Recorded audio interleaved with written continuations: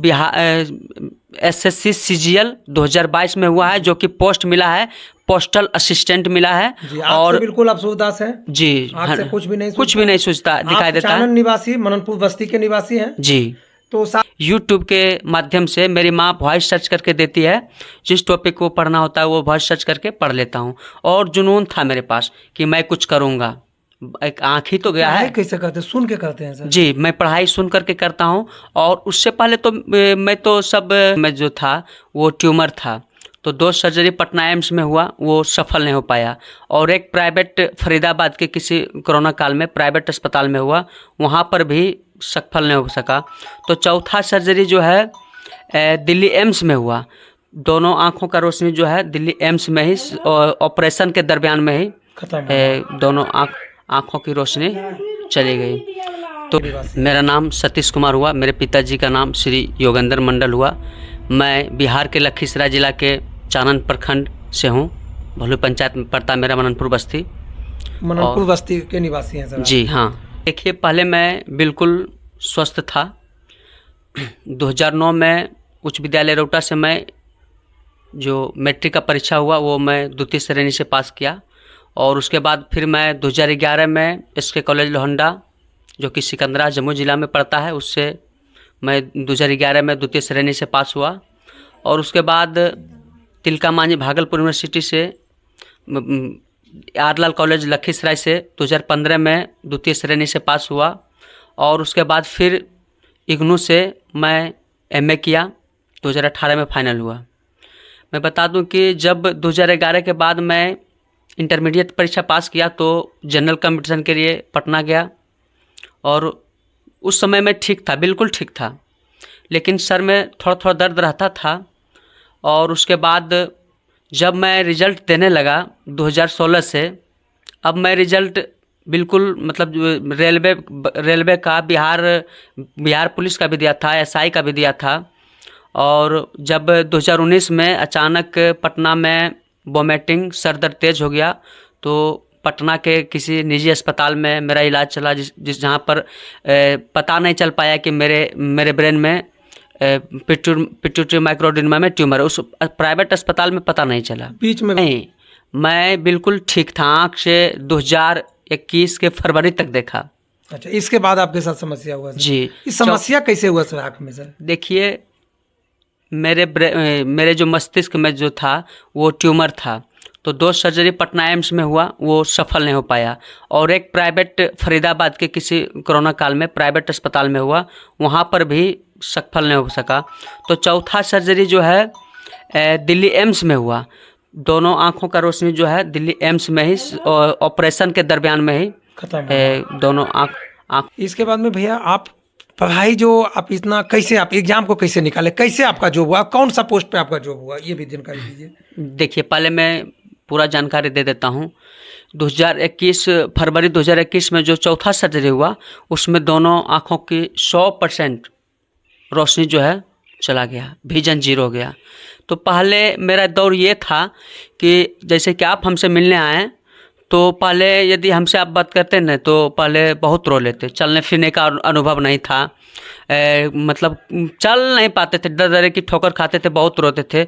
लेकिन जब मेरा दिमाग बिल्कुल ठीक हो गया, बीमारी ख़त्म हो गया, तब मेरे को लगा कि अब तो मैं 100% ब्लाइंड हो गया हूँ, 100% ब्लाइंड हो गया हूँ, तो मुझे कुछ करना है। धीरे धीरे जुनून आया।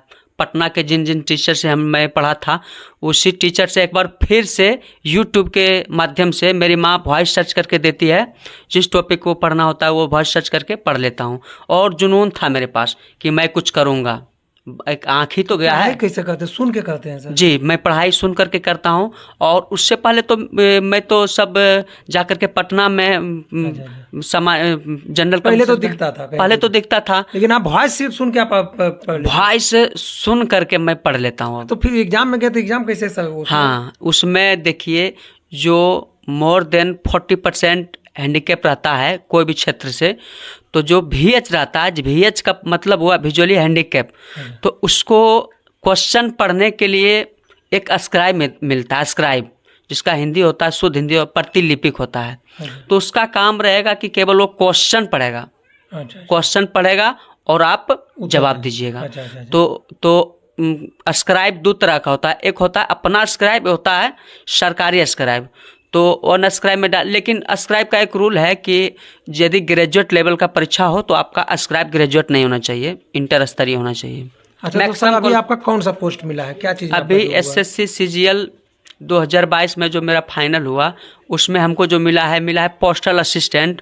थोड़ा सा पोस्ट प्रिफरेंस देने में गलती कर दिए, जिसके कारण पोस्टल असिस्टेंट, नहीं तो assistant superintendent in passport office का कटअप जो हमने पार किया, लेकिन वरीयता क्रम में गलती से नीचे डला गया। अच्छा, तो अभी आपको क्या सैलरी मिलेगा सर, कितना से सैलरी आपका चालू ये होगा? देखिए, क्या पे ग्रेड है आपका? ये तो 2400 ग्रेड पे का ये जॉब है पोस्टल असिस्टेंट। काम क्या रहेगा सर और आपका? काम अभी तो स्टेट लोकेट हो गया है। मेरा रिजल्ट जो है OBC VH से बिलोंग करते हैं, लेकिन मेरा जो रिजल्ट हुआ वो जनरल से हुआ। जनरल से होने के बाद कितना दिन पहले जॉब लगा था सर? अभी ज्वाइन तो अभी नहीं किए हैं, अभी ज्वाइन नहीं? अभी ज्वाइन नहीं किया, फाइनल हुआ है। ज्वाइन लगभग 1 से मतलब लगभग 40 दिन लगेगा, 40 दिन के भीतर फिर ज्वाइन कर लीजिए। और तो मेरे गांव वाले ने सपोर्ट किया, जिसके कारण मेरा सफलतापूर्वक कौन इलाज सबसे हुआ। ज्यादा आपको सपोर्ट किया सर? क्या सपोर्ट आपके गांव में कौन किया सबसे ज्यादा? सबसे ज़्यादा तो कहें तो सबका योगदान रहा, लेकिन उसमें कुछ खास दोस्त हैं, जैसे कि सुनील कुमार यादव हैं, राम भरोसे यादव, श्रवण कुमार साव, गणेश रजक, मतलब सभी लोग मदद किए हैं। पैसा से भी आपने यहाँ मदद किया? आर्थिक स्थिति, शारीरिक स्थिति, बिल्कुल हाँ सपोर्ट किया। हाँ, ये संजय पंडित, ये सभी मदद किए। और आदर गांव का कोई सर, जिसे आदर गांव से मनोज यादव मदद के साथ साथ शारीरिक मदद भी किए। आदर गांव के एक मेरे चानन क्षेत्र का जो जलप्पा स्थान जाती है ना, मोहनपुर गांव है, मोहनपुर गांव, उसका उनका नाम है संजित कुमार। और वो कोई आदर गांव हमको से एक मिनट, वो हमको आर्थिक मदद के साथ साथ शारीरिक, और उन्होंने मेरे को 1 यूनिट ब्लड भी दिया। A- मेरा ब्लड था, और तो वो हमको 1 यूनिट ब्लड भी दिया। और ये बस यही सबसे बेसी हमको जो है मतलब अपना गांव वाले मतलब आर्थिक के साथ साथ शारीरिक मदद भी किए।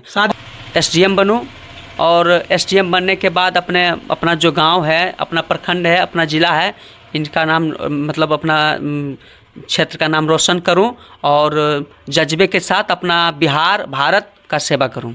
चाहता हूं कि मेरे जो गांव वाले मदद तो किए ही, और एक मेरा और रिश्तेदार हैं, मेरे मंझला मामा और मामे, और एक मेरी वही सिस्टर कंचन दीदी हैं, वो उनका योगदान बहुत ज़्यादा रहा, बहुत ज़्यादा, सबसे ज़्यादा योगदान उन्हीं का रहा। कंचन दीदी का? कंचन दीदी, और मेरे मंझला मामा का नाम कंचन दीदी कौन है सर आपका? वो मेरे मंझले मामा का जो बेटी हैं। अच्छा, अच्छा, सबसे ज़्यादा योगदान उन्हीं का रहा, और जागेश्वर मंडल मेरे मंझले मामा का नाम है, उन्हीं का रहा। समझ लीजिए कि आर्थिक से लेकर के मतलब शारीरिक बहुत ज़्यादा मदद किए वो। उनके बारे में मैं शब्दहीन हूँ कुछ भी बोलने के लिए। तो चलिए, मम्मी है इनका, थोड़ा सा उनसे भी हम लोग जानकारी लेंगे।